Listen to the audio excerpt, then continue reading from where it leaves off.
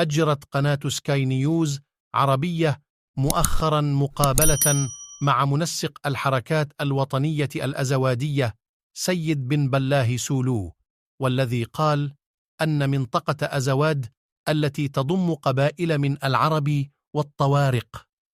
كانت تابعة سياسيا للعرش الملكي المغربي حتى عام 1883،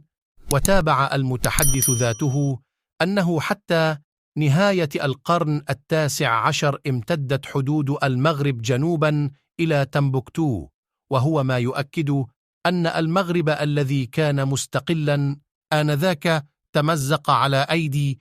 القوى الاستعمارية التي تقاسمت أراضيه. وأشار سيد بن بلة سولو إلى أن هذا التصريح يأتي في وقته ليعزز النداءات